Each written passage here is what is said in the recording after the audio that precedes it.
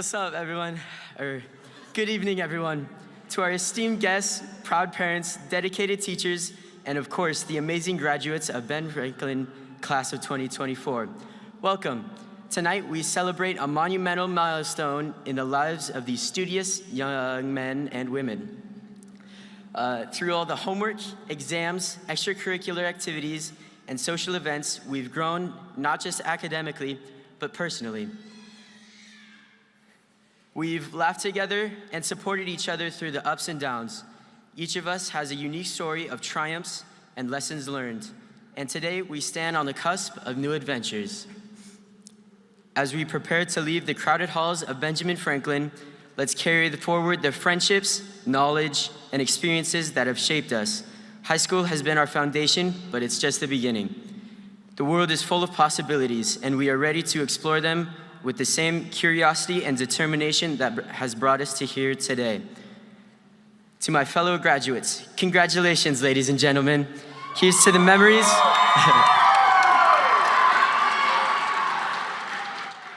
Here's to the memories we've made and the bright futures that await us. Let's make the most of every moment and go kick some butt. Thank you, and enjoy the celebration.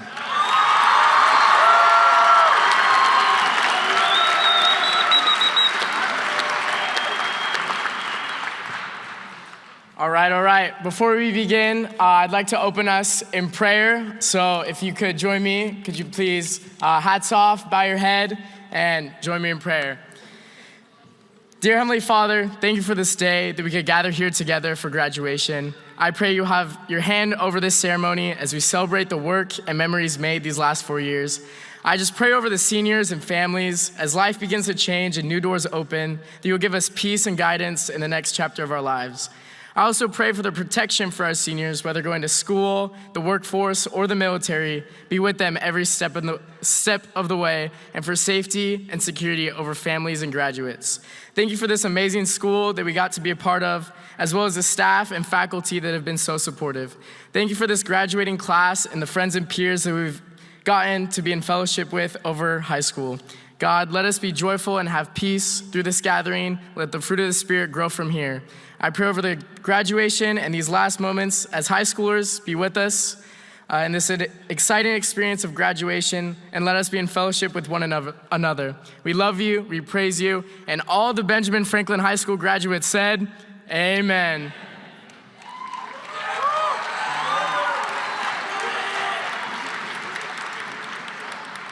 Please rise for the national anthem.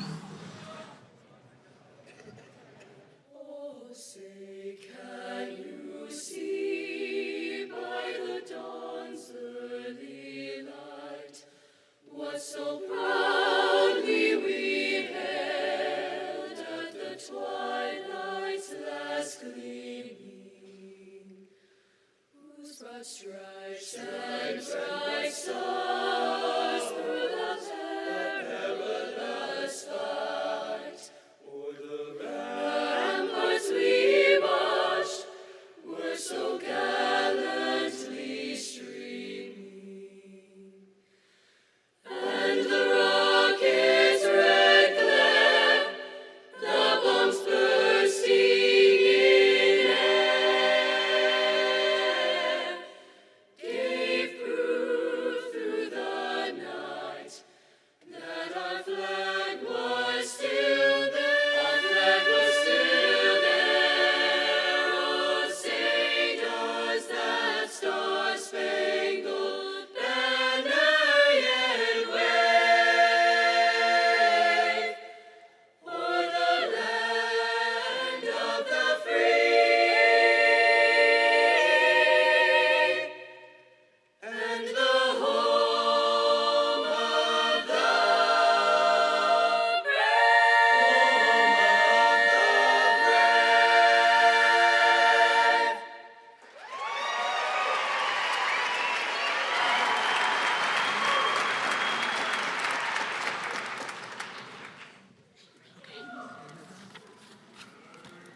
Good evening, faculty, family, and friends of the class of 2024. The word alma mater is Latin for nourishing mother. It is used to proclaim a school that a person has attended from which has graduated. For one last time, may I please ask the class of 2024 to rise as we sing the Alma Mater led by the award-winning Charger Voices. The Alma Mater is printed inside of the program for any alumni and parents who wish to join us. Thank you.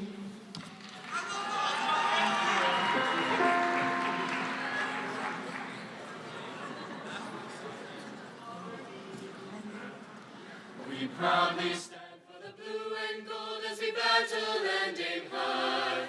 Challenges are nothing, for our limit is the sky.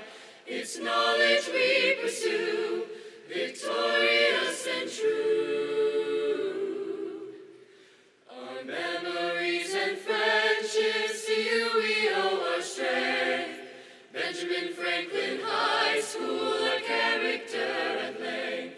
It's knowledge we pursue, victorious and true. Who are we?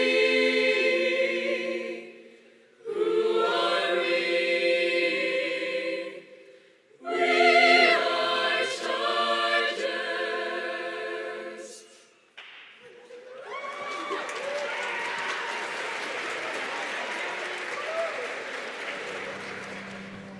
When I am gone, don't you cry for me.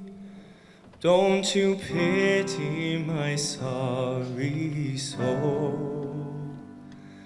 What pain there might have been will now be past, and my spirit will be whole. I'll be on my way. I'll be on my way. I'll have left my feet of clay upon the ground. I will be glory bound. I'll be on my way.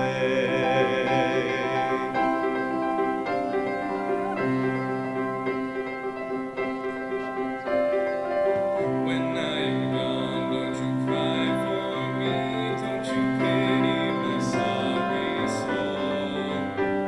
What pain there might have been will now be past, and my spirit will be whole. I'll be on my way.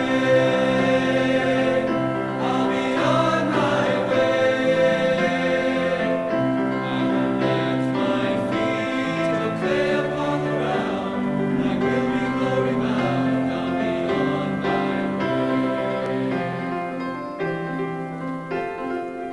When I am gone, please forgive the wrongs that I might have done to you. There'll be no room for regrets up there. I love way beyond the blue. I'll be on my way. I'll be on my way. I'll be on my way. Lay my frown and burdens down. Burdens down. Come on and on my way. When I am gone, don't you look for me in the places I have been. I'll be alive.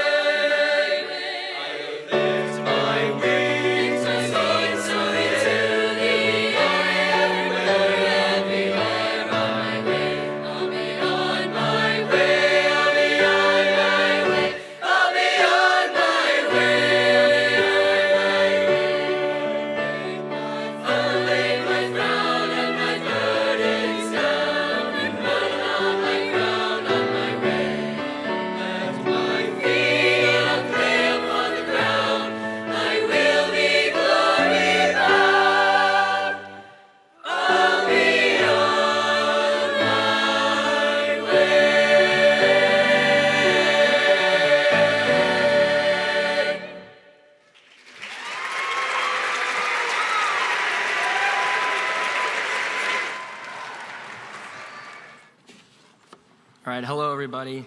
I hope you're having a good time. I have a speech prepared as the student body president of Benjamin Franklin High School this year. In case you didn't know, my name is Cale Dixon, and I had the honor of being the student body president for Benjamin Franklin this year. I've been at Benjamin Franklin since kindergarten. In case you haven't seen the tassel, I did miss 5th grade, but that was it. I started at the Chrisman campus, and I stuck with the school until this very day. I can say that I certainly have had an experience with Benjamin Franklin that I don't think I would have gotten at any other high school, and I think everybody here can agree on that. I just want to tell everybody that this was just one stage of our life that we will never forget.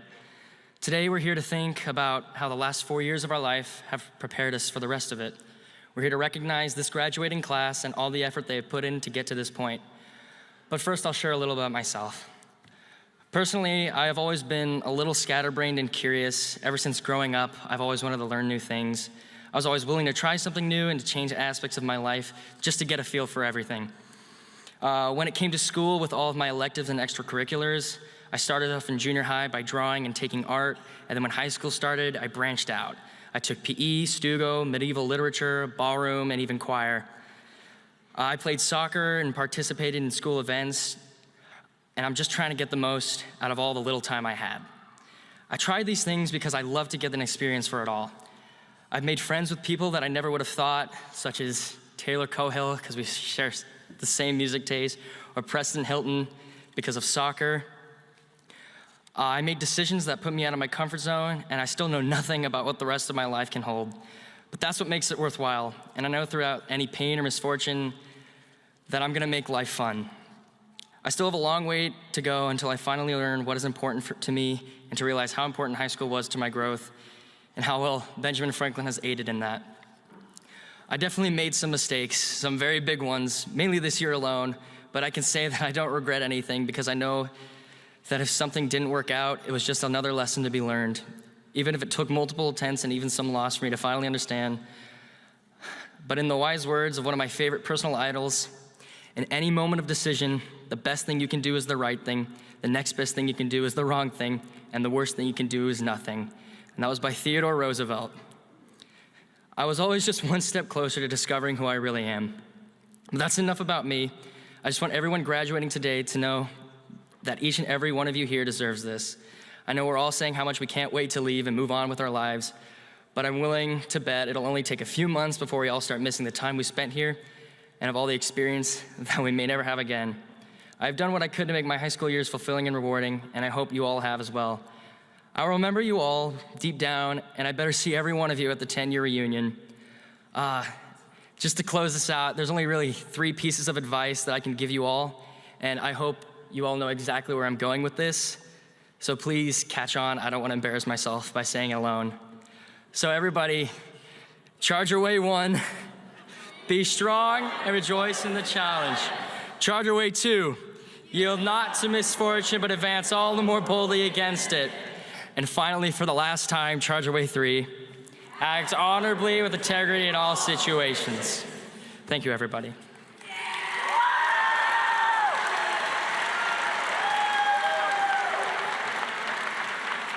Hi, I'm very excited and privileged to announce this to you, this year's student selected speaker, Mr. Meyer. He has taught at the school for 3 years, teaching English and German, but most importantly, he considers himself a true Charger. Although I never had him myself, he has impacted me and every senior in this room. Please give a warm welcome to Mr. Meyer.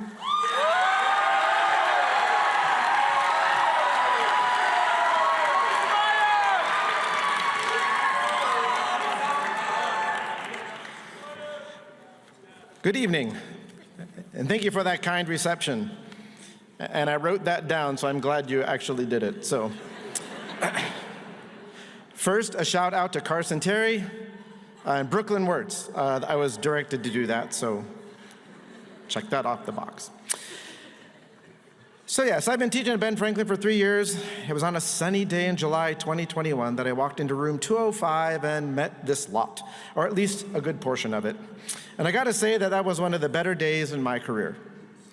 Leaving a school after 27 years was a momentous decision for me. I'd always thought I would just retire from that school and go work at Ace Hardware or something. But that first day at BFHS affirmed that I had made the correct choice. And I've actually had a long time to ponder, not prepare, what to say tonight. For 2 years, these students have been asking if I would speak at graduation. They've also been asking if I would speak at OC. So tonight, I'm making your dreams come true and giving an OC-style graduation address. So, you're welcome. Since we've already dispensed with the charge away, I will start with tonight's virtue, which is veritas. And the quote of the night is by C.S. Lewis. The modern educator's job is not to cut down jungles, but to irrigate deserts. One more time, because you're going to say it after me. The modern educator's job is not to cut down jungles, but to irrigate deserts. Modern educator's job is not to cut down jungles, but to irrigate deserts. Thank you, very good. So what does that quote have to do with veritas or truth? Well, a lot, actually. When Mr. Finnegan explains the Roman concept of veritas, one of the points he mentions is that veritas is not just telling the truth or being honest, but accepting reality as it is. Those might seem like very different ideas. However, I submit that people who deny basic reality are the most likely not to tell the truth. I don't think many of us would look around and say that our culture is a culture that values truth as a truthfulness and honesty. Everywhere you look, there are lies, lies, lies. We are just now finding out where COVID came from. Google just introduced a new web filter, a tool that actually searches the web at your request based on the words that you input. You might have thought that was already doing that, but it was really sending you what you wanted to read, what it wanted you to read, rather than what you asked for. I mean, soon we are going to have a debate between Donald Trump and Joe Biden on CNN. And I don't care where you are on the political spectrum, but I don't imagine the word truth leaps to mind when you imagine that situation. But these are just a few examples, but they are legion in our politics, our media, and our culture in general. But where does all this brazen disregard for truthfulness come from? Well, a big part of it is that our supposed betters and lofty institutions believe no such thing as truth even exists. And I'm not talking about truthfulness and honesty. I'm talking about the other kind, about reality. Truth or reality, they say, is a lie. Everyone gets his or her own truth. People say quite readily, well, that is my truth. And you can hear them capitalize the T when they do so. And you see what they've done there? By saying my truth, rather than my opinion or my point of view, they force you, if you disagree with them, into calling them a liar. And that is offensive, that is aggressive. It is very different to be wrong than to be accused of lying. And how many Westerns is being called a liar fighting words? There are no longer differences of opinion, but attacks on a very person's concept of existence. Because if their reality is not real, then you are denying them the right to even exist, etc., and it continues down a rabbit hole of nonsense and circular reasoning until most people just get up and say, whatever. So we are enjoined to be nice, to be kind, but all it costs is the truth itself. And you will not be surprised to learn that typically those who hold this view are some of the most miserable people you will meet, because every day they meet people who either ignore them, the safe approach, or challenge their foolishness, get ready to be canceled. But none of those interactions can or will bring them joy, so their very worldview almost assures their misery. Dare I say they are mired in the jungle of lies. But I do not see many unhappy faces here, and I never have. What is the difference? I believe it is your embracing of the truth. Because good things happen when you accept the truth, and bad things often happen when you don't. When you finally accept that she's just not that into you, you move on. That's a good thing. When you discover that the friend zone is never temporary, that also leads you to correct thinking. When I finally accept, oh wait, I gotta change this one. Corbin, thank you very much for turning in your study guide after 2.5 years. Late. Okay, moving on. When you find your reason for being, Aristotle's entelechy, and you pursue it and put your energies into doing what you know you ought to do, Then you find joy in the reality you discover, not the myth you create. I had a student once at my old school. He was a senior. I asked him what he was going to do in the future, and he said he was going to play in the NBA. And I thought, okay. He was a senior. He was playing on a team that did not even make the playoffs that year. He was not even a starter. But he was certain he was going to play professional basketball, and no one dared say otherwise. Imagine the dilemma that put me in. I'm not sure whatever happened to him beyond never playing in the NBA, but I'm sure he had a rough go of it after school. Had he accepted reality, he might have redirected his plans. He might have focused on his education more. He might have gone into exercise physiology or physical education, gotten a job at a high school or a college, and coached the sport he loved. He could have done so many things in the real world, but he chose his fantasy instead. He focused on what in reality was a lie, and he suffered for it. On a more personal level, accepting reality as a parent brings its own difficulties and rewards. One of my children, while in high school, began using drugs. He eventually became addicted and suffered for it greatly, as did we, his family, of course. He ran away a couple of times. We would not hear from him for months, and we would just pray every night that he was still alive. But we had to accept reality. We could not pretend this was just a phase or that it would just somehow magically disappear and get better.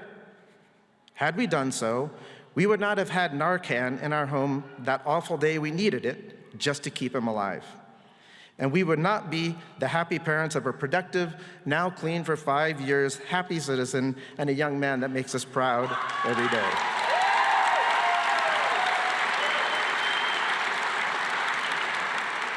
Reality, the truth, veritas can be unpleasant, but the effects of denying it can be deadly. The truth matters. So how does our quote of the night apply here?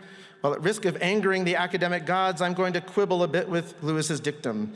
Now, he was living in a simpler age in which technology did not flood people with masses of information, much of it false. So I would amend the quote thus: the job of the modern educator is not only to cut down jungles, but to irrigate the deserts.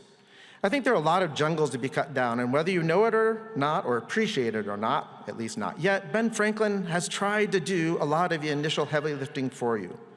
We have tried to prune away the vines and creepers of lies and distractions, hence the dress code and the cell phone in part. Get you focused on what is real. We have not filled your minds and hearts with falsehoods, with fads, with patently narcissistic ideas that you get to decide what truth is, what reality is.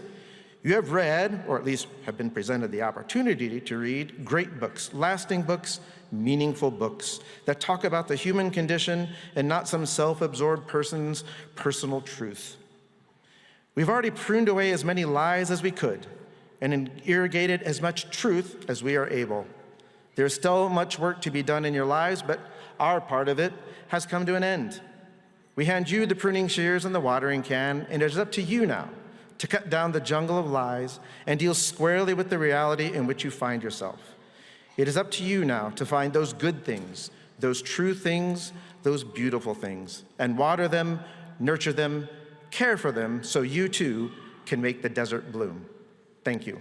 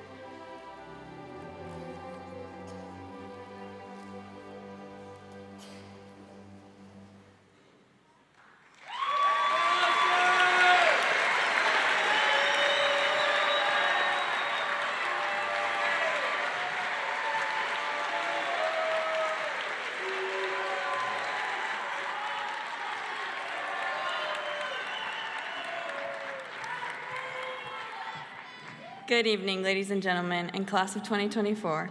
As we celebrate our years at Ben Franklin, it is my privilege to introduce this year's Salutatorian, Cami Roberts. Cami is known for her academic drive, as she has always been enrolled in a heavy course load. Cami won awards such as the National Latin Scholar Award, Best Grades of the Class Awards, Semper Sursum, and Student of the Month. She was also recognized as a virtuous student through her membership in the National Honor Society, in which she was able to give her service to her community. Aside from being a well-rounded scholar, Cami has taken advantage of every opportunity for fine arts available to her. She has been involved in both choir and dance since 7th grade, making her way to the top of each program. Her performance of Eponine on the BFHS stage has been her elected as a finalist for Best Lead Actress and Vocalist in the 2024 Gamage Awards. Cami plans to pursue a degree in musical theater performance on scholarship at the Barrett Honors College in Arizona State University in the fall. She will minor in marketing and biology in order to continue her academic interest. Without further ado, please welcome Cami Roberts.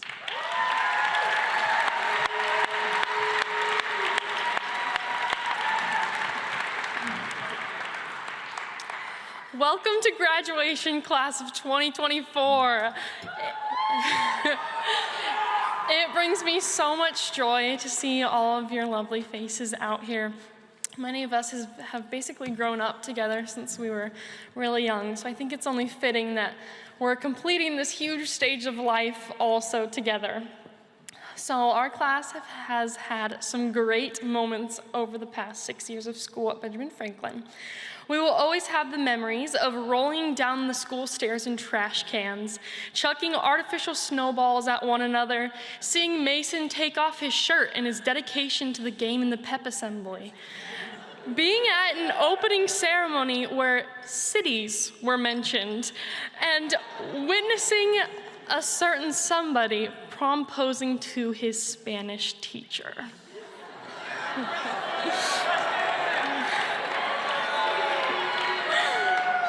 We will be known as the fun class, who still knows how to be kind and respectful when needs be. But on a more serious note, we are the class that started high school in the middle of a world pandemic and bounced back from it. Fast forward to present day, I realize that I will now have to rely upon myself for a lot of experiences that had been provided to me by my family, parents, teachers, and mentors. That makes me really excited, but it also makes me very fearful at times, and I know that I share many of those fears with you. Amongst those fears is the haunting question, what if I make a mistake? The summer before senior year was not at all what I expected it to be. Some of my best friends had just graduated, and most of them left on LDS missions, so I had a lot of fear about what that new year would look like for me. So to distract myself from the sadness of all my best friends being gone, most of them, I decided that this year I wanted to grow more than ever before in all areas of my life, physically, emotionally, socially, spiritually, and intellectually. Thus, my motto for this year was no fear year. For my extracurriculars, that meant dancing stronger than I ever had before and being okay with falling flat on my bum sometimes. For choir, that meant auditioning for every solo that presented itself, even if I didn't sound the best at it. And socially, that meant not being afraid to make more friends outside of my already established friend group at the time, and not being hesitant to communicate in professional situations. I cannot tell you how many times I got embarrassed because of this no fear year mentality, though. I remember in dance, I told myself no fear as I was going to a turn across the floor, and I completely fell with a big thud, and everyone's eyes turned right to me just there lying on the floor. I went up in front of the whole school one morning, only to forget the first sentence of the fight song, if anybody remembers that. Yeah. And in OC, I agreed to sing the alma mater for the student body, telling myself no fear year. And never has a day gone by without somebody in the hall saying to me, "Who are we, Cami?" all year long. I thought they'd forget, and they didn't. Yet in this same year, I made more friends than I ever have before. I improved on my turns and dance more than ever before. I thought so. I got more relaxed about singing in front of a big group of people than I ever had before. And I got really good at sending professional emails to college professors, which was really scary to me at first. So why is that? A wise person once told me, every time you fail, you pick yourself back up, brush yourself off, push up your sleeves, and start again and again. Every time you start again, you've learned something, you've grown, you're a little stronger, a little more capable. Therefore, making mistakes is never the end-all be-all. And as long as you keep trying, you will conquer whatever you put your mind to. That was actually my mom, shout out to her. She was so right. I realized that in years past, I was letting my fear of mistakes hold me back. I got into this freeze mode of never really putting myself out there because of a fear of failure.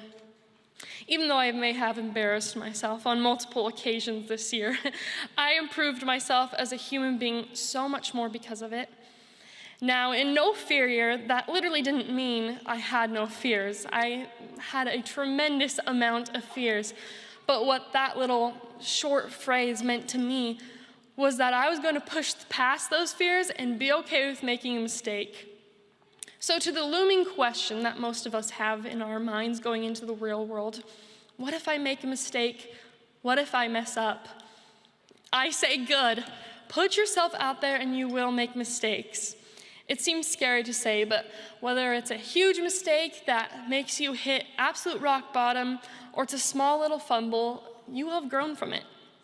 Progress is not linear, and perfection is never what is asked of us in this lifetime. What is required for greatness is the ability to never stop trying, and eventually you will be led to a safe conclusion, for there must be opposition in all things in order to grow. So for the future, never limit yourself by saying, I can't do that, or I'm not good enough to accomplish this. Go for that interview for a job that you're not sure you'll get, or go for that internship. For all you future missionaries out there, knock on that door, even if you know you might get rejected. For my people going to college, shoot your shot on campus. Travel or study abroad or backpack across Europe. But regardless, let yourself experience everything in life. Even if you make mistakes, because those experiences will shape how you decide to live your life from this point on. As Benjamin Franklin put it in Poor Richmond's Almanac very properly, no gains without pains. Moving into the future, I have no doubt that this class will have the courage and potential for greatness because the best is yet to come. Thank you.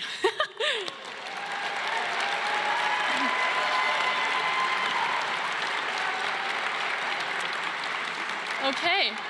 With all that being said, it is my pleasure to introduce your 2024 Valedictorian. Jacob Alexander is not only a brilliant scholar with a perfect 4.0 unweighted GPA and a 5.0 core weighted GPA, but he's also an incredible athlete, friend, and human being. In his time at BFHS, Jacob has been involved in an array of extracurricular and curricular activities, all of which he has done exceptionally well at. He has been a part of the football, wrestling, and orchestra programs for 6 years. His participation in these programs has lettered him in varsity for all 4 years of his high school experience. His sheer athleticism has earned him multiple Division I scholarships to play football at multiple different distinguished universities, such as Brown University, SUU, NAU, ASU, Weber State, and Lucy Davis. On top of his heavy involvement in numerous programs, Jacob has still managed to shine in the National Honor Society for 3 years. Most notably, Jacob was nominated for the Congress of Future National Medical Leaders as a delegate of Arizona. Going forward, Jacob is serving an LDS mission in Uruguay. After serving his mission, he will be playing football on a full-ride scholarship to Southern Utah University. Without further ado, I present to you number 53 on the field, number 1 in your heart, Jacob Alexander.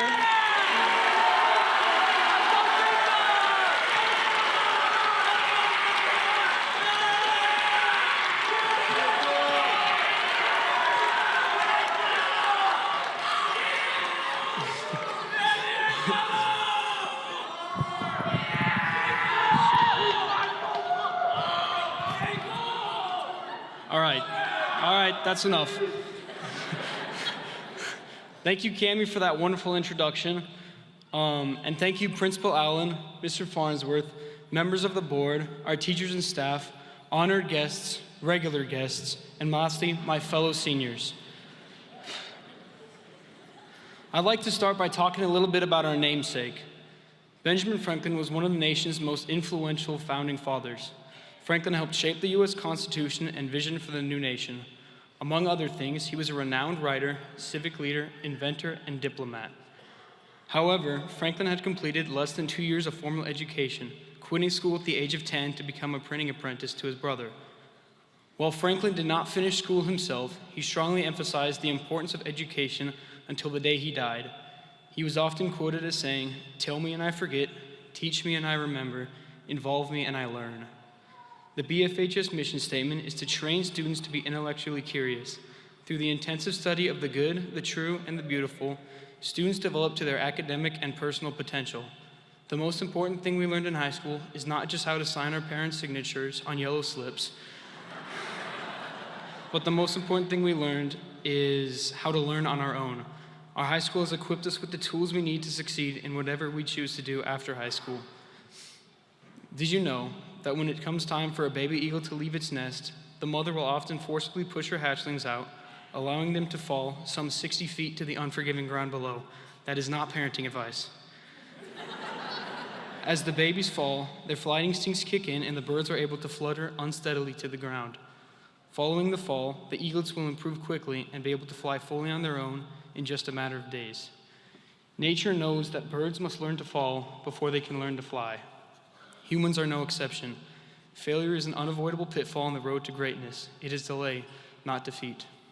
All of high school, we've had the safety net of our parents and guardians, but for most of us, in the next couple years, we will leave the nest, hopefully not being thrown out. Some of us will be halfway across the world by the end of summer. We have a lot to be excited about. We're graduating high school. We've been looking forward to this day for many years. It's easy to feel hopeful on a day like this, but there will be dark days ahead. Sooner than later, we're going to fail. Don't dwell on these failures.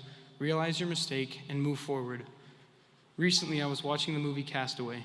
In case you haven't seen it, the film follows the life events of Chuck Noland, an obsessively punctual FedEx executive. On a flight across the Pacific Ocean, Nolan's plane crashes in a storm, leaving him as the sole survivor, stranded on an uninhabited island.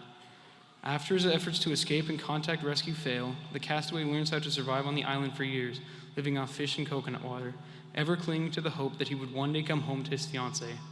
After 4 years on the island, just as Nolan is about to give up hope, a piece of a porta potty washes up on shore, providing him with the means to build a functional raft. Nolan sails off the island and is later rescued by a passing cargo ship. When asked how he survived, Nolan never refers to his fire starting or knot tying skills, but his hope. It was his hope that kept him alive. "You just gotta keep breathing," he says, "because tomorrow the sun will rise. Who knows what the tide will bring."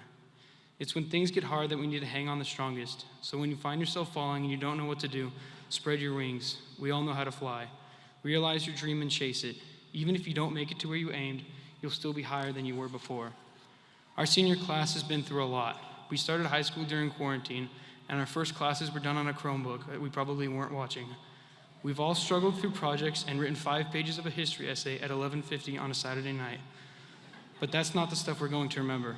What I think I'll remember is all the fun times I've had with my friends and classmates, messing around in and out of school. It's been a great 4 years, and the future's never looked brighter.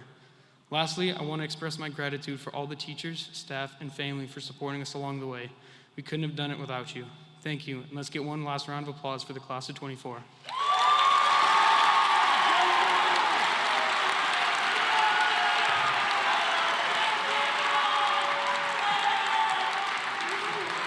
Hey guys, I'm Patrick Fritz, and I could say anything I want up here, but I probably won't. The Legacy Award is what I wanted to present, and the Legacy Award is given to all the graduating seniors who attended Benjamin Franklin from kindergarten all the way to 12th grade. That is 13 years that they had chosen to show up and give their best effort every single day, or most days. We want to recognize these students for their continued commitment and perseverance to a school system that pushes students to perform their best in academics, fine arts, and athletics. Will all the students who receive the Legacy Award please stand up? And you guys can clap for them. That's good.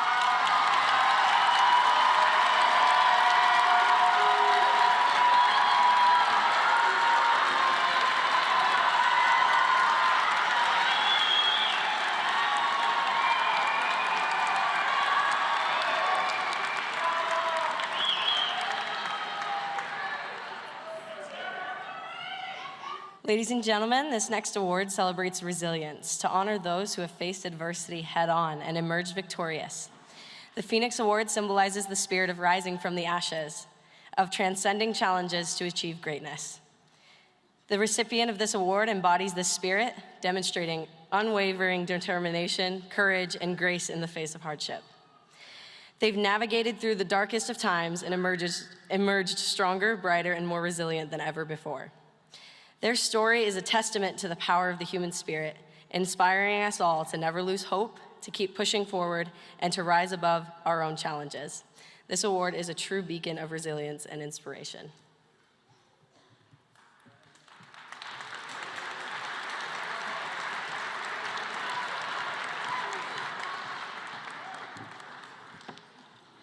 Good evening, Benjamin Franklin High School families, faculty, staff, and class of 2024. Two other special front office ladies were supposed to be up here with me tonight to present this year's Phoenix Award, but unfortunately Mrs. Taylor and Mrs. Cruz could not make it to the ceremony. They are, however, both watching from home via live stream, as they are tremendously proud of this senior class and everything they have accomplished. When the nomination form was emailed out for the Phoenix Award this year, Mrs. Taylor, Mrs. Cruz, and I immediately agreed that we wanted to nominate one of our front office TAs. Let me share some more details about the Phoenix Award. The phoenix is a mythological bird that rises from the flames of its nest and soars into the heavens. It is a symbol of overcoming adversity to soar and succeed. The Phoenix Award is given to a student who the staff at Benjamin Franklin High School feels best meets these attributes of determination, a passion to succeed, overwhelming life challenges, and powering into the future with hope and dedication. The student who is receiving this award tonight has lost a parent and has faced many other overwhelming life challenges. Despite everything that life has thrown at him, he comes to school with a smile on his face every day and treats his friends, our staff, and faculty with respect. He is always looking for ways to serve others, whether it's by brightening up someone else's day with a funny story or a joke, or by doing the task we give him to the best of his abilities. The student is someone that is genuinely kind, caring, and helpful. He never does anything expecting something in return, whether someone is watching or not. We want his sisters, dad, and stepmom to know that he only speaks about you with love and appreciation for everything you have done for him. We will miss his last words to us when he leaves the office every day. Is there anything else I can do for you, ladies, before I leave? He truly embodies the charge away. We are extremely proud and honored to see him graduate and to have had the opportunity to get to know him this year, as he's inspired us to be better human beings. It is therefore an honor to present this year's Phoenix Award to Marcus Perez.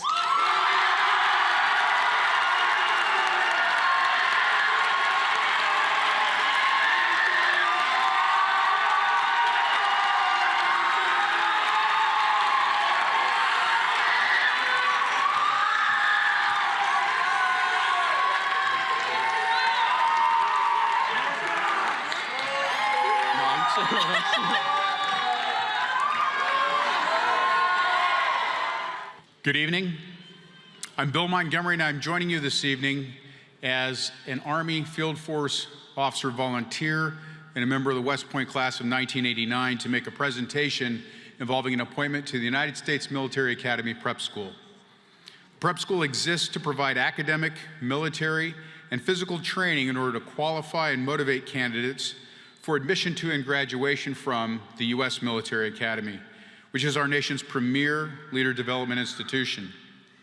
West Point graduates have served our nation for over 220 years, in and out of uniform.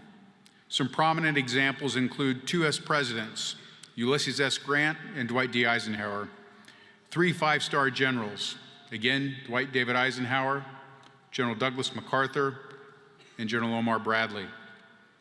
Approximately 100 Rhodes Scholars, 18 astronauts, including commanders of Apollo missions and the Space Shuttle, 3 Heisman Trophy winners, the founder of the game of baseball, Abner Doubleday, class of 1842, 25 college and university founders and presidents, 33 U.S. congressmen and senators, 37 state governors, and the highest percentage of CEOs of any institution in this country.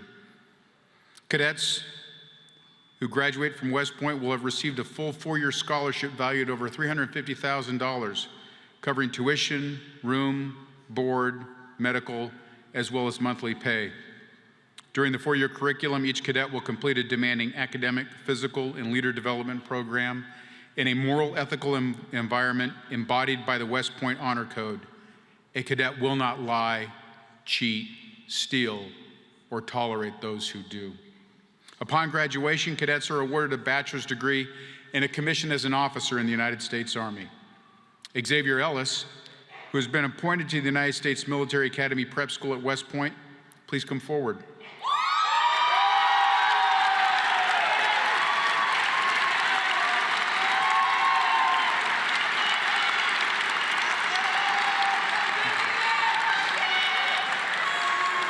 I'm going to join you right over here. Stand right there. To be selected from a highly competitive field for this distinct honor and opportunity is a superb accomplishment. We salute you and recognize the outstanding support and encouragement provided by your school's faculty, counselors, coaches, classmates, and especially your parents. Xavier Ellis, on behalf of the Superintendent of the United States Military Academy, the Dean of Admissions, and Colonel Rick Johnson, the Commandant of the United States Military Academy Prep School, congratulations.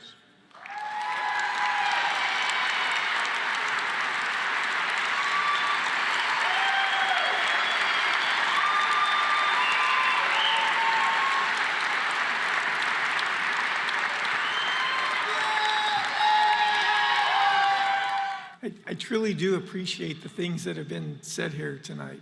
The comments from our students and the overwhelming theme of the memories and things that they have made.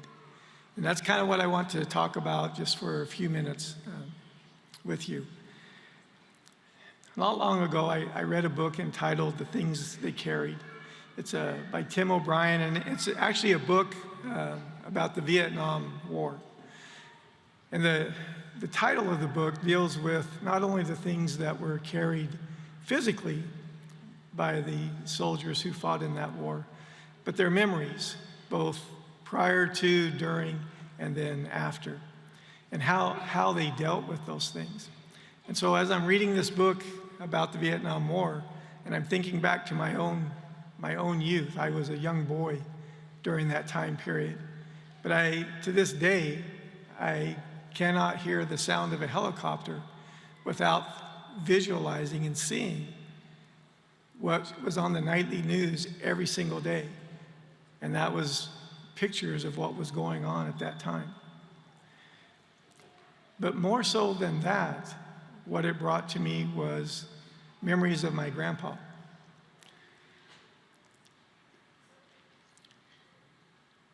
My grandpa was the most influential person in my life as a youth. Pretty much all of my non-school hours were spent with him, either fishing or hunting or sitting on a milk crate with a limb from a tree, whittling and spitting. We had to spit while we whittled. I don't know exactly why, but that was just part of the deal. But I remember that, and I remember how during that time we talked some, but for the most part it was quiet. But I learned so much from those memories that I have of him. Even to this day, there's not a day that goes by that I don't think of him. There's not a day that goes by that I don't make a decision based on something that I learned from him when I was 6, 7, 8 years old. And so now, you graduates are heading into a new chapter of your life. You're going to go out and you're going to enter a world that in many ways, you are prepared for, but in others, you're not. And you're going to fall back on the memories that you have up to this time. Now, some of those memories are going to be pleasant, others, not so much. Some of those memories will have tremendous influence on you. Some will be just something that is there. But the key is going to be how you control those memories and what you do with them. I truly believe that at our core, we know who we are. I believe that we know what is good and true, and I believe that we know who we want to be. And as I've interacted with this senior class, it has become very apparent to me, and by how they've spoken tonight, they know who they are. They also know their values. I've had conversations recently with some of the people who have actually spoke tonight. And they talk about things that they want to do in their life and occupations that they want to have. And it's not so much that they rise to the top of whatever profession it is. It's more that they rise to the place they want to be while remaining true to themselves, while following the values that they have been taught and listening and to the memories and feeling those memories that they have gathered over this time. One of the advantages to living in a small community, which I have for the vast majority of my life, I mean, I'm a rural person at heart, and so these last 4 years? I think four years. These last 4 years have been an adjustment coming to the big city. But one of the cool things about living in a small community is that people stay. And so it's not uncommon to run into former students or former players. And what's always interesting is anytime you run into a former player, they always want to bring up one of their practices. Something that was done, something that was said, the intensity of it, whatever it may be. But what is most interesting about those interactions is that the different viewpoints that they have on the same event. Because it's what they choose to see. It's what they choose as in terms of how they interpreted it and what they did with it. And those same ways that they interpreted it when they were your age, when they were a high school student, is how they interpret things now in their lives. So the things that you are going to carry with you forward are going to have a tremendous impact on you. The difference will be how you choose to carry those things. This class is a great example of being true to themselves. And I heard a quote a long time ago that said, "Life is like a camera. Focus on the good times, develop from the negatives, and if things don't work out, take another shot." And that is what I think of when I think of this class. That is who you are. You're fearless. You'll go out and you'll do the things that will make you who you are and who you know you are. You're going to make some beautiful memories. At this time, I would like to introduce our Executive Director, Mr. David Farnsworth.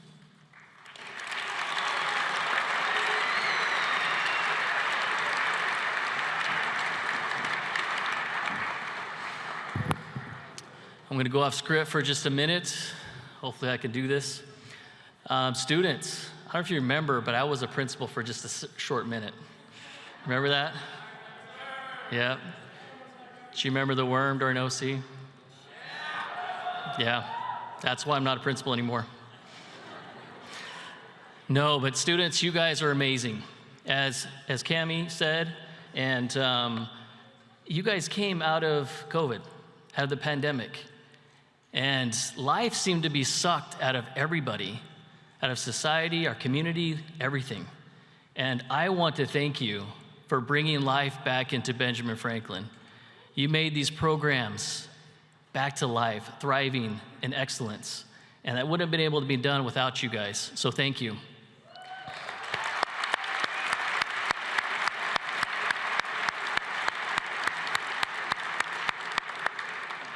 And parents, thank you as well. Our program is definitely directly tied to your involvement. Some say that we take your children and make them better without you. But we are just an extension of you. And we are grateful for sending your children to us, partnering with us, and helping us grow them together. And by doing this, you've also had a lot of countless hours supporting them in all of their studies, all of those programs. As you can see, everybody is busy and involved with so many things. So thank you for your tireless efforts and your support.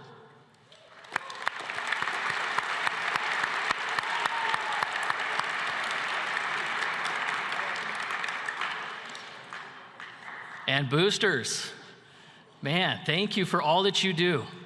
Mrs. Wilcox, Mrs. Pospisil, Mrs. Parker, and the countless others that do so much that supplement every single aspect of our high school. We really couldn't have done it without you. We wouldn't have choral risers. We wouldn't have a lot of things without you. And of course, your dedication is well recognized, and thank you for that.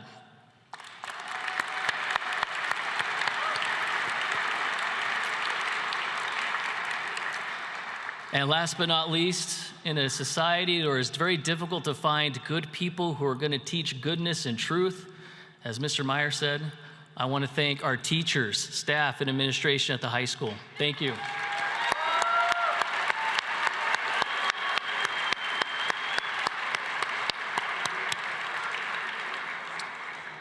All right, on to official business. Back to script.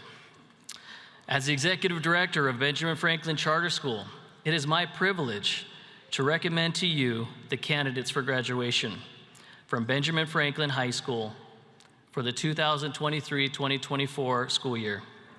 After careful review of the requirements submitted to our office, I have found that these candidates for graduation have fully satisfied the requisite coursework prescribed by the state of Arizona and Benjamin Franklin High School. Congratulations, graduates.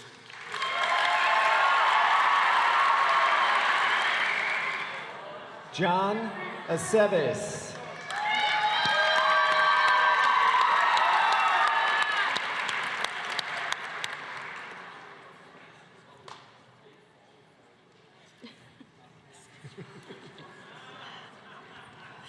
Olivia Aceves.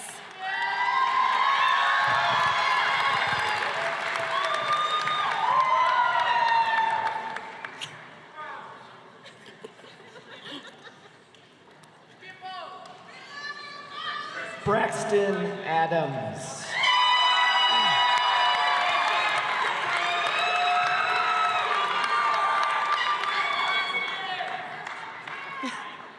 Dallin Adams.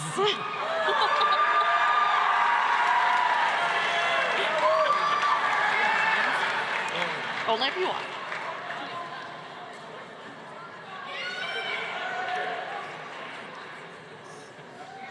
Lily Aguero.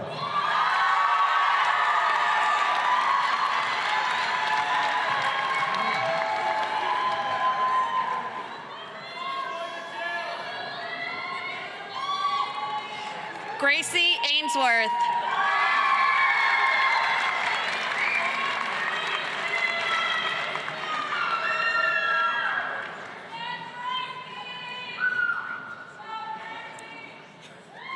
Jacob Alexander.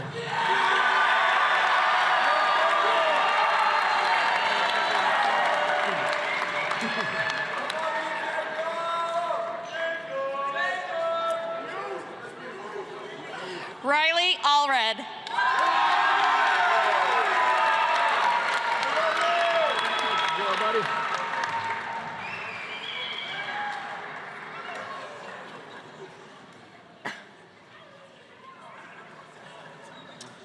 Morgan Arndt.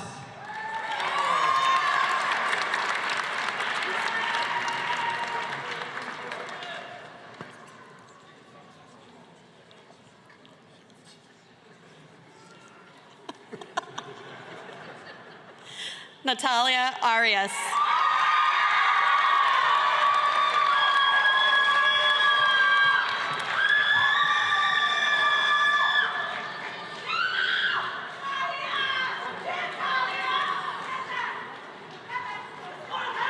Haley Banks.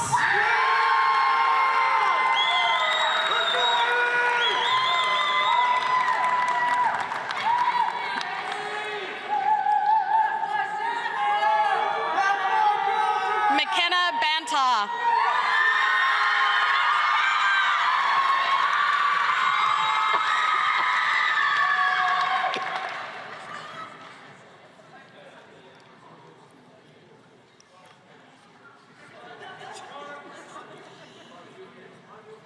Connor Barnett.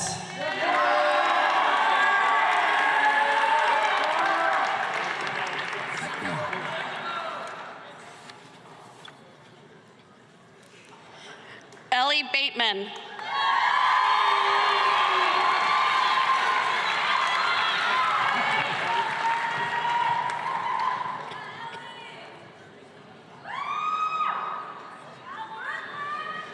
Brooklyn Beal.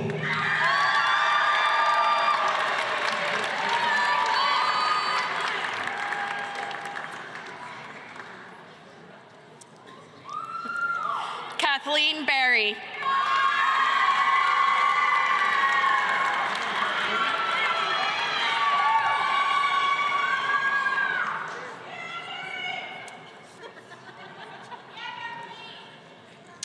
Emily Boyer.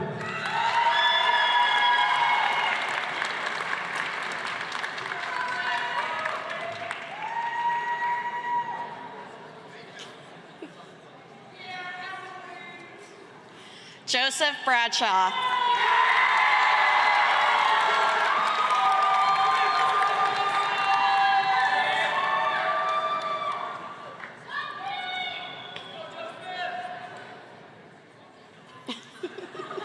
Caitlin Burnett.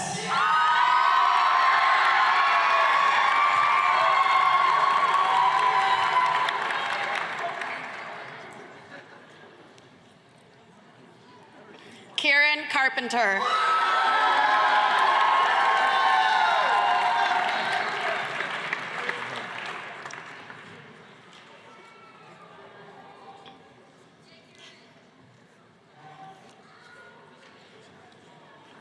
Weston Checketts.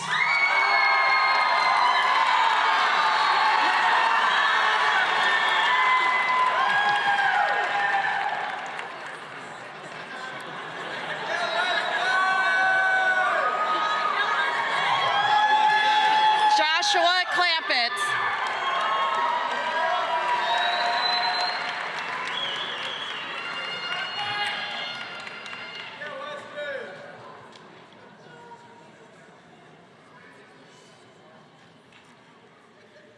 Zachary Clausen.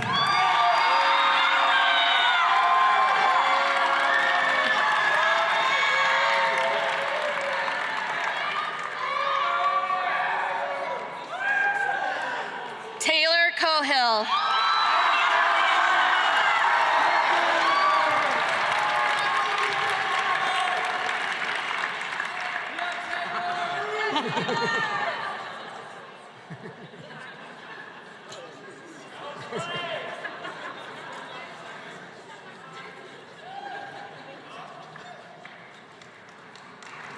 Janelle Collins.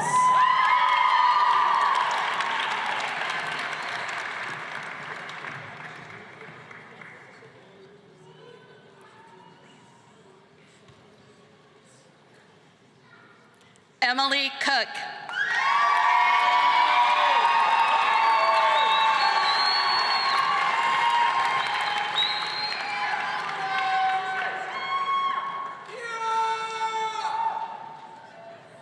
London Cook.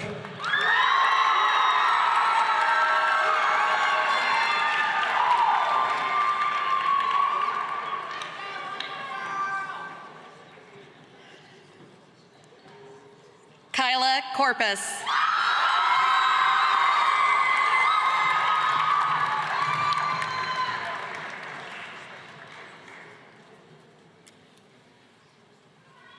Jacqueline Koda.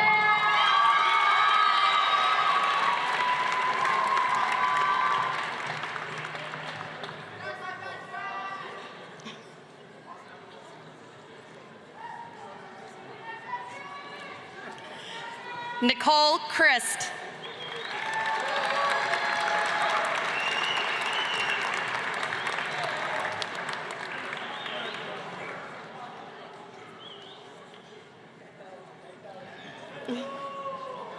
Austin Davidson.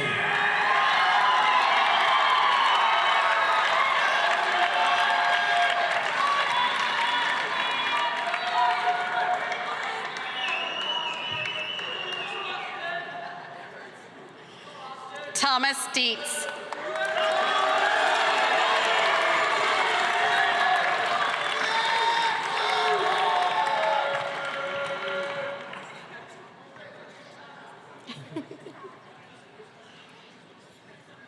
Kale Dixon.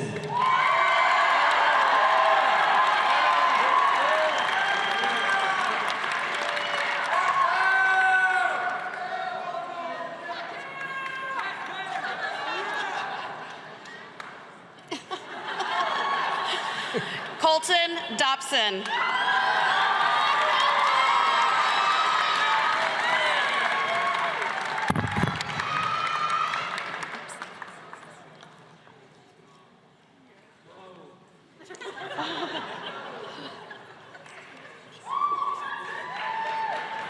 Colton Drysdale.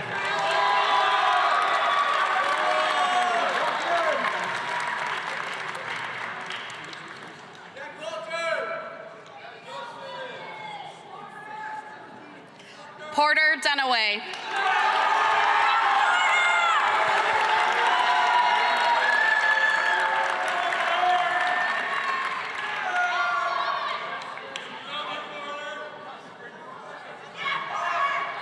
Anna Earl.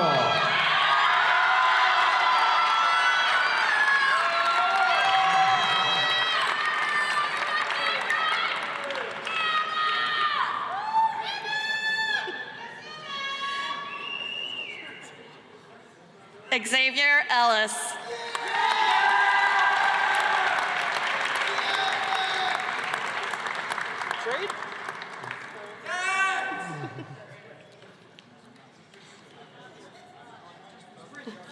Justin Eltiste.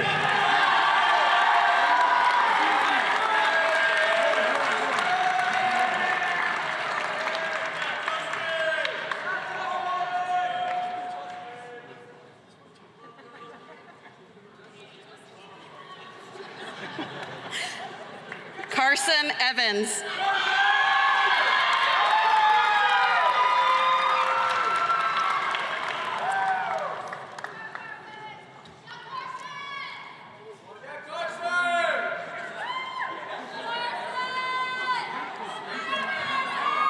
Bryce Flake.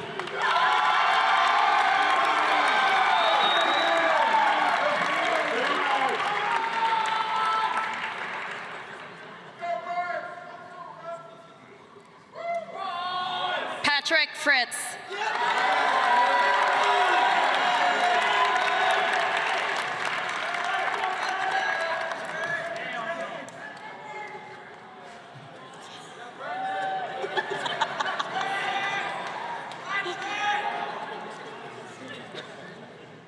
Brandon Gitchenu.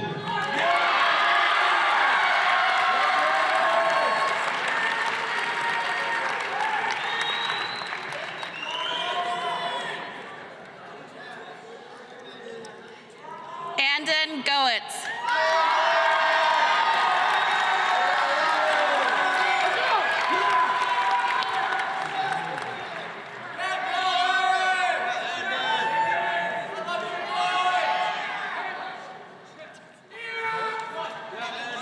Javier Grace.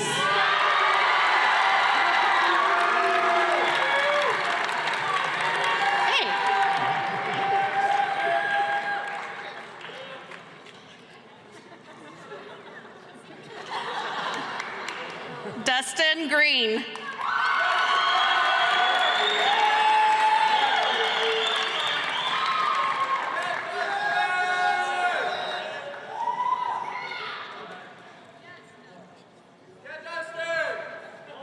Tomas Green.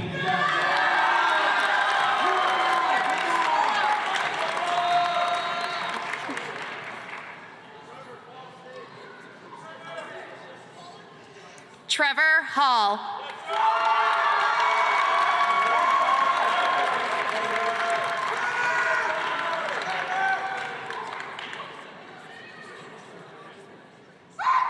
Justin Hammer.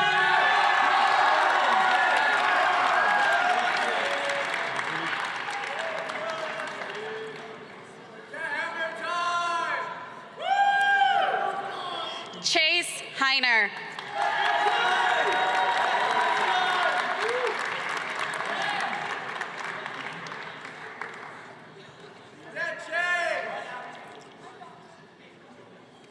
Allie Heslington.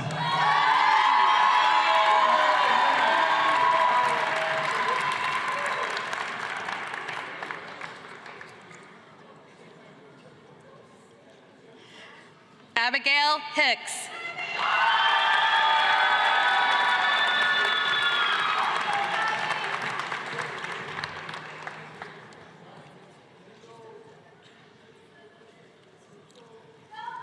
Preston Hilton.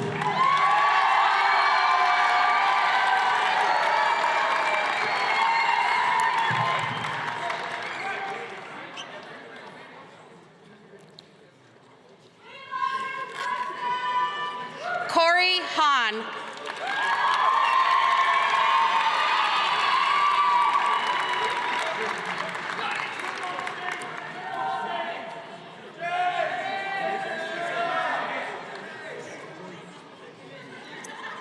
Jace Herter.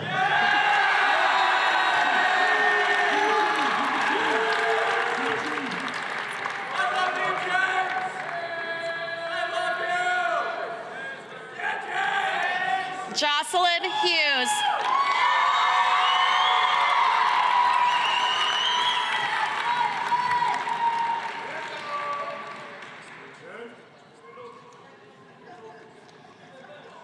Haley Jeffries.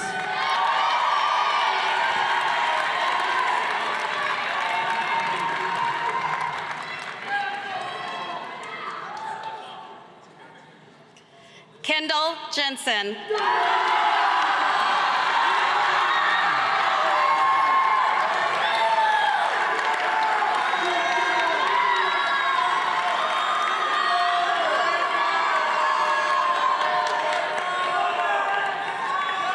Nolan Jewett.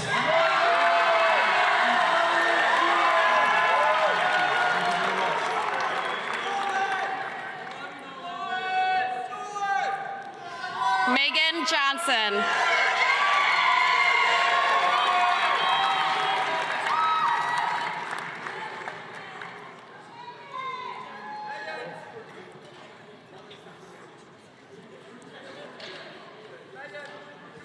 Emily Johnston.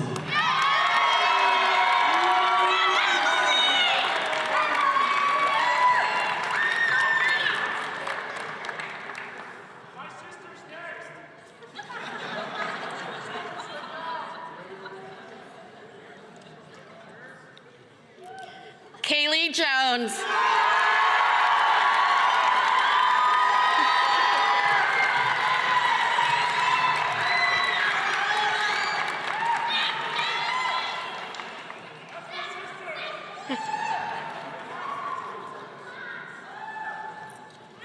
Brig Kempton.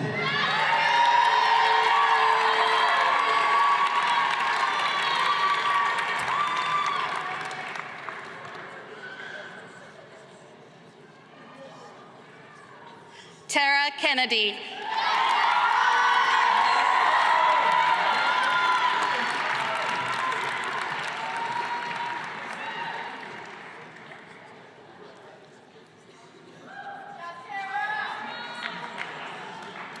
Krista King.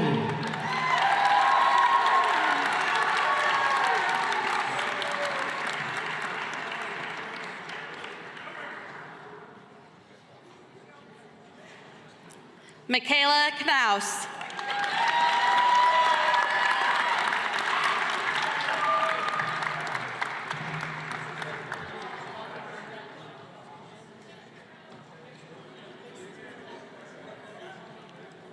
Jet Lambert.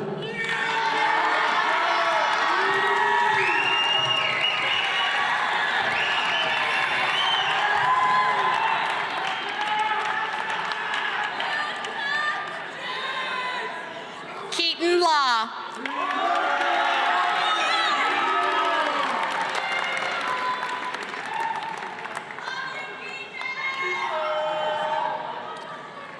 Juliana Lefevre.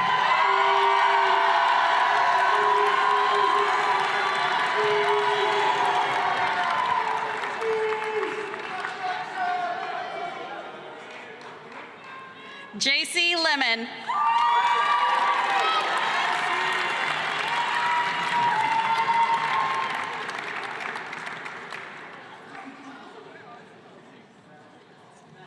Matthew Lepper.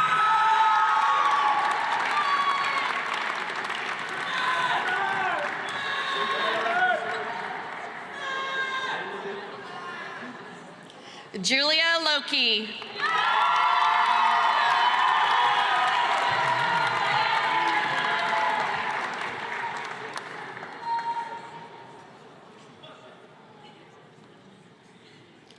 Kalani Lund.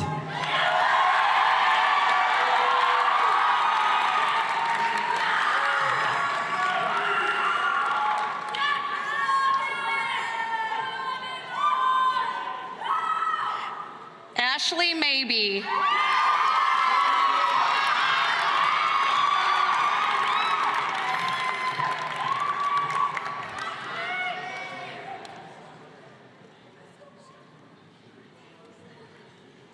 Carlos Madrid.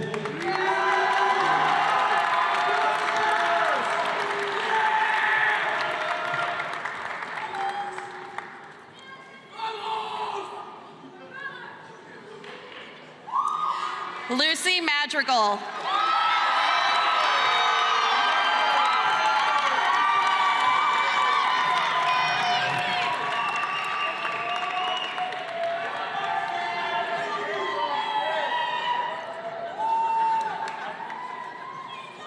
Roman Maggio.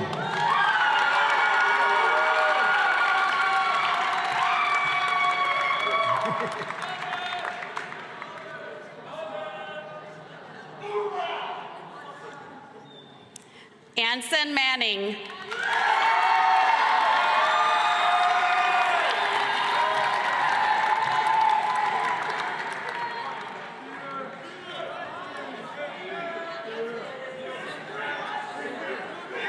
Peter Manning.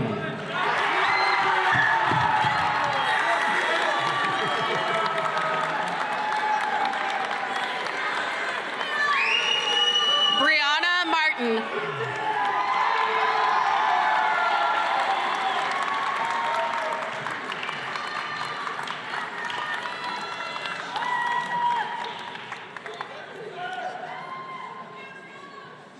Sydney Martin.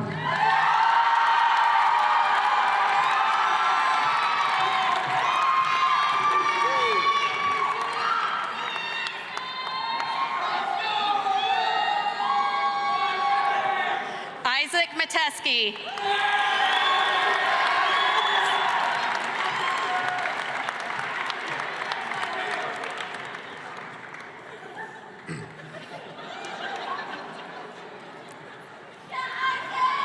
Kent McBay.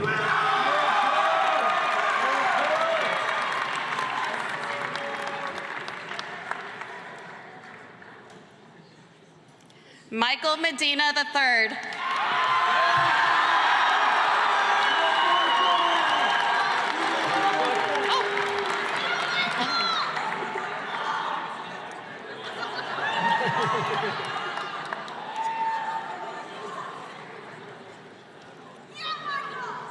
Elise Meeks.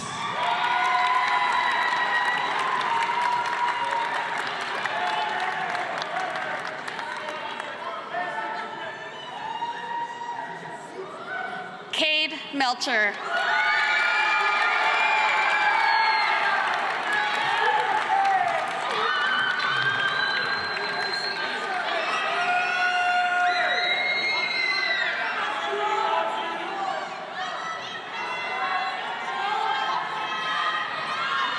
Abby Mendez.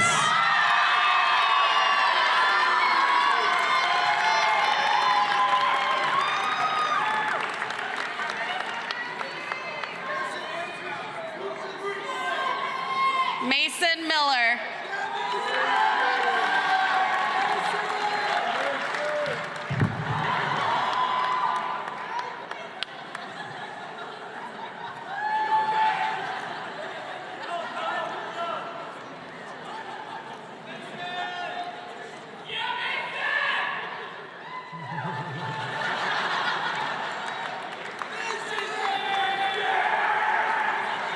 Gavin Milner.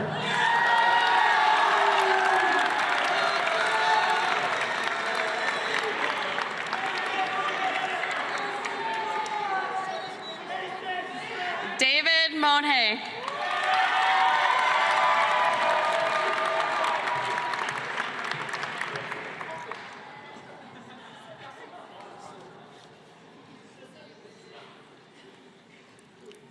Sage Mortensen.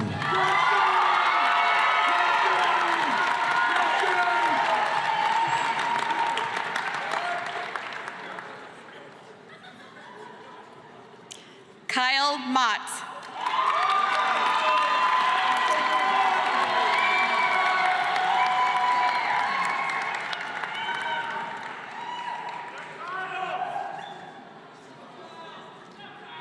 Joseph Murray.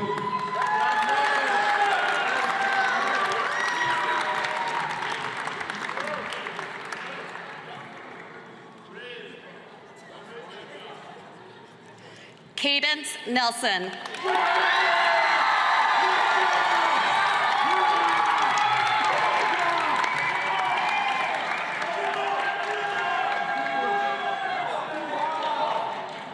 Kimball Nelson.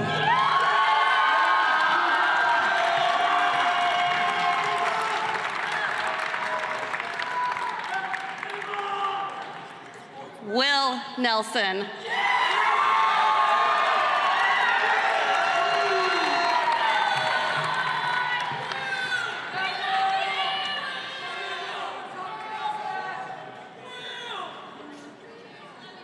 Daenerys Nemec.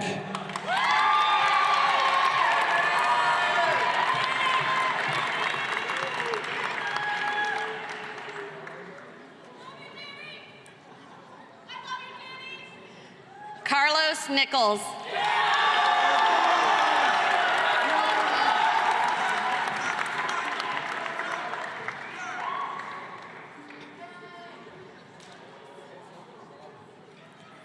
Haley Neild.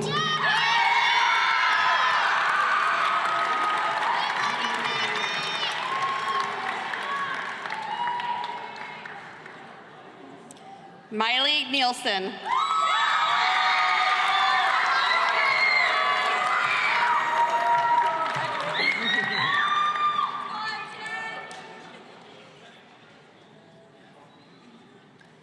Amora Nawatni.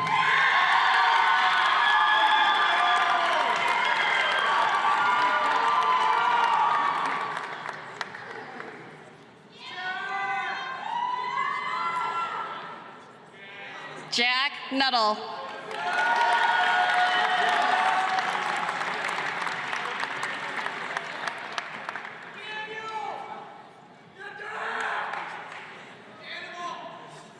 Daniel O'Hearn.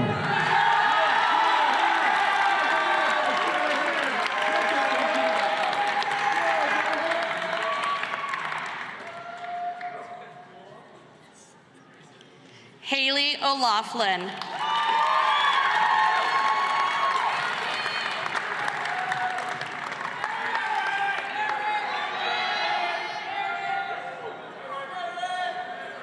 Eric Overa Luna.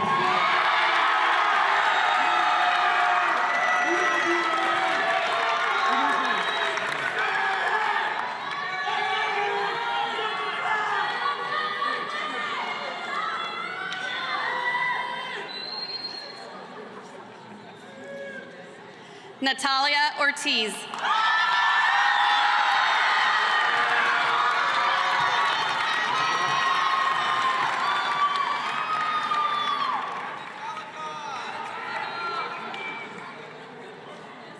Hallie Padilla.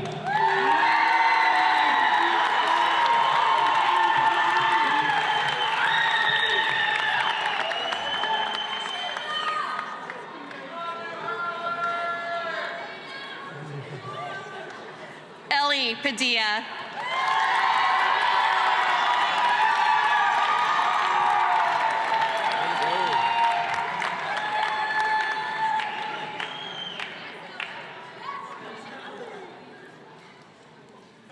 Evelyn Papa.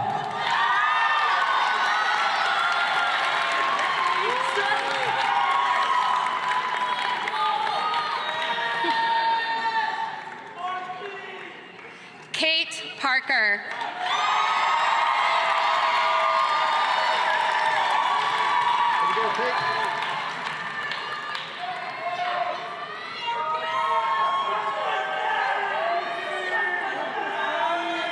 Marcus Perez.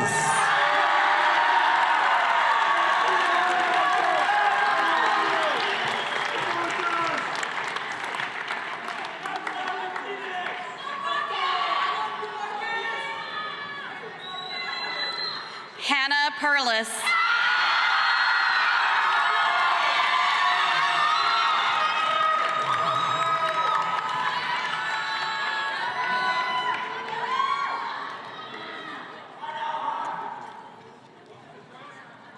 Riley Perry.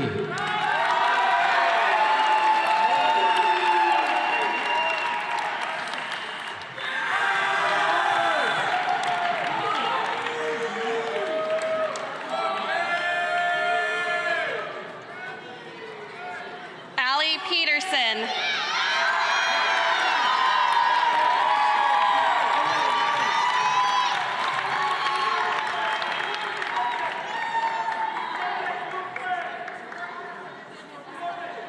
Francisco Peterson.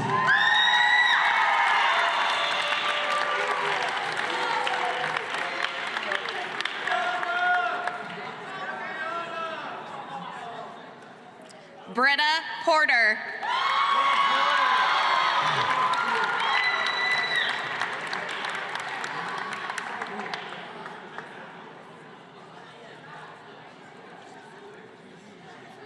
Corbin Pyle.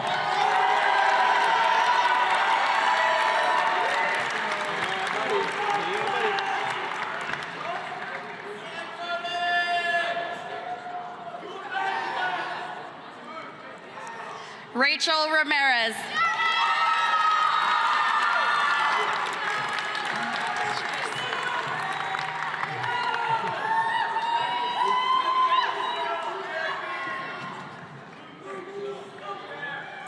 Luke Renke.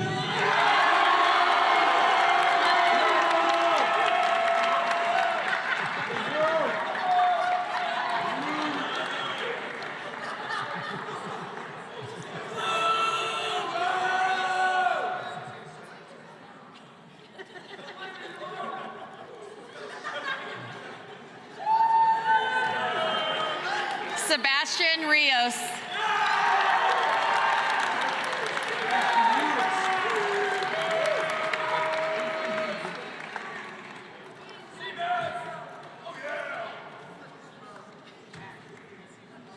Cammie Roberts.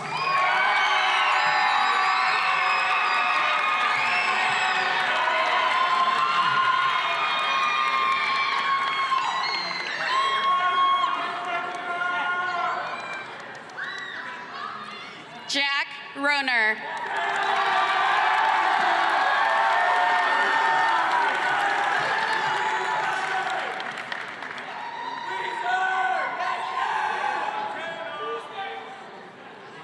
Madison Sanchez.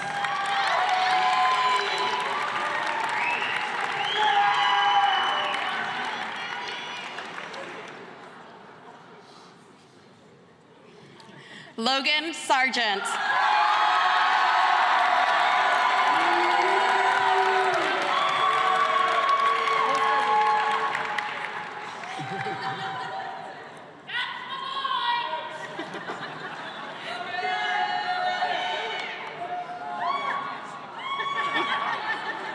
Chance Siegmiller.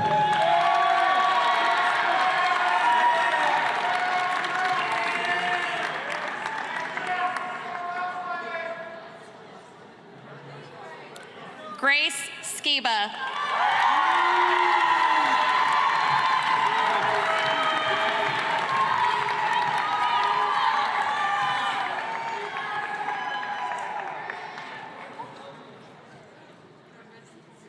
Chelsea Smigelski.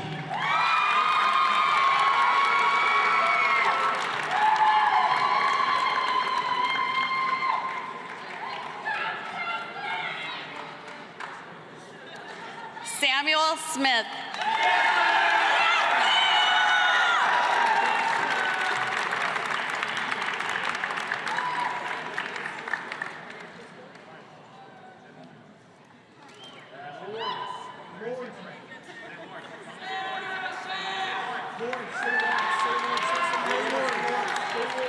Maxwell Solomon.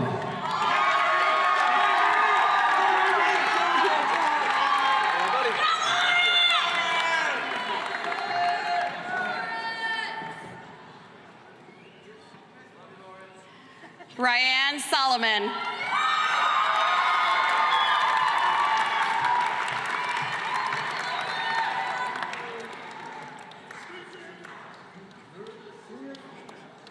Lincoln Sorensen.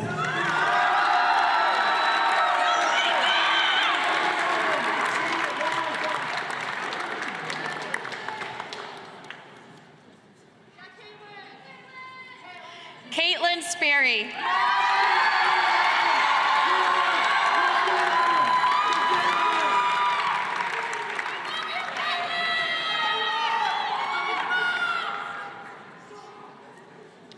Talon Spitzer.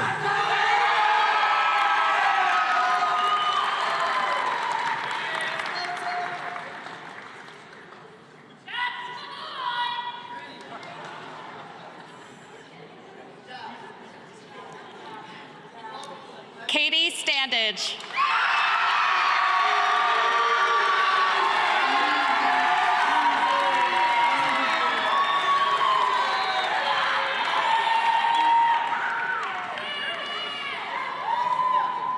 Sarah Steinman.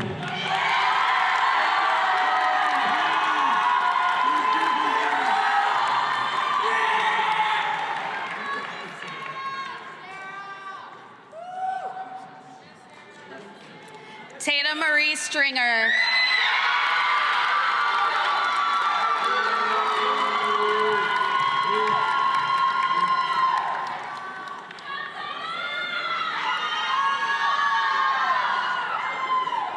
Carson Terry.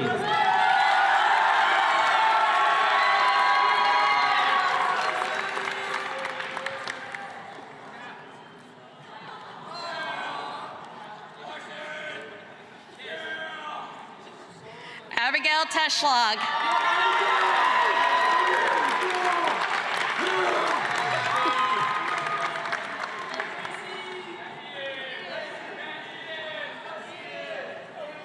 Grace Thomason.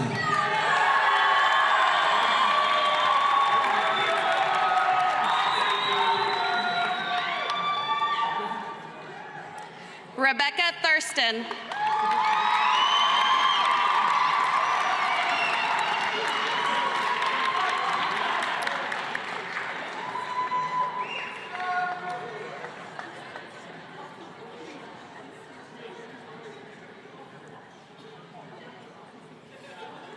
Desiree Tinnis.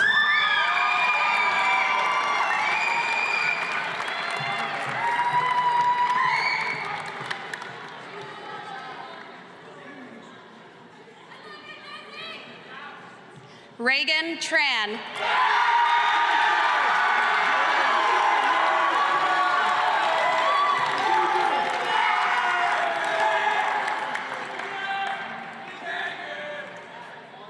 Jessica Chai.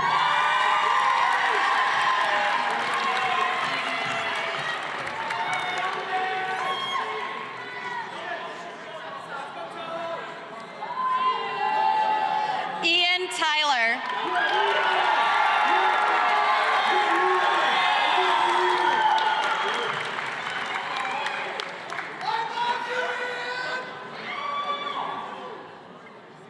Coulter Vandegraff.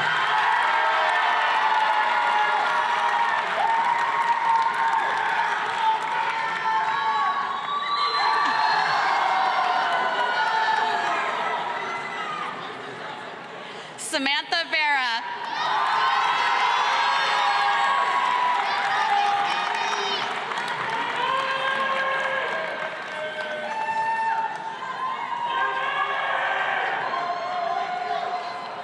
Olivia Vineyard.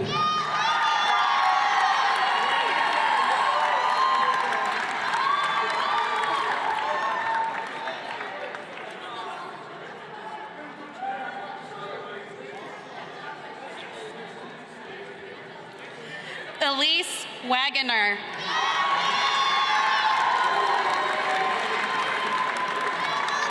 Nice job.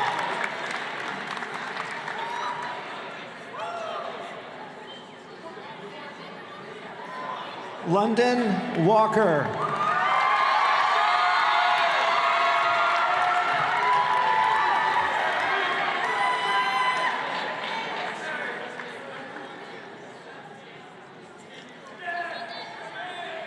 Mary Warby.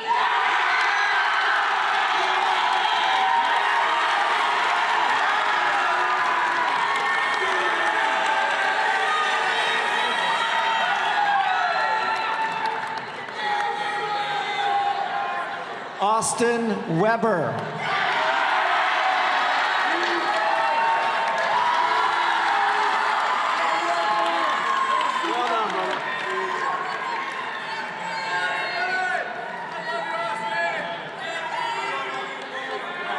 Sarah Wheeler.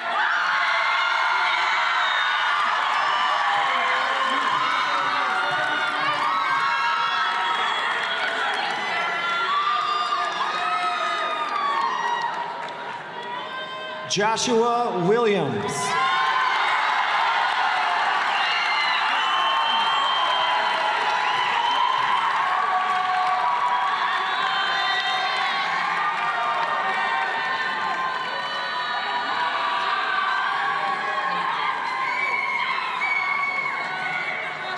Jesse Woodbury.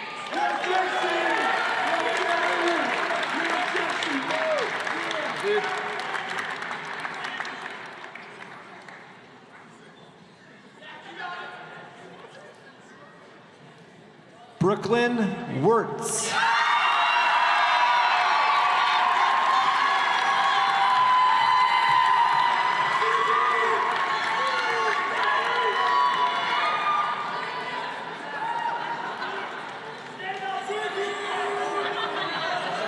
Zachary Zambrano.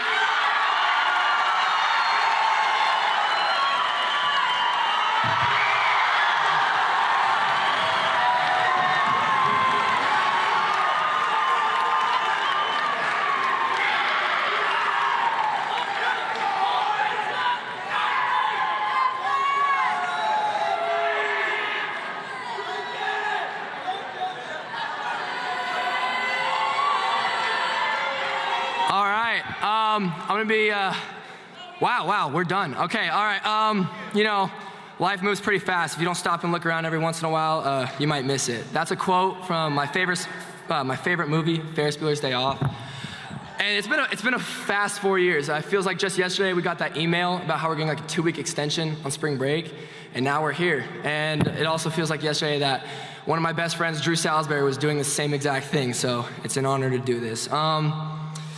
It's time for us to graduate into the real world, guys. It's been a pleasure, and so, class of 2024, are you ready?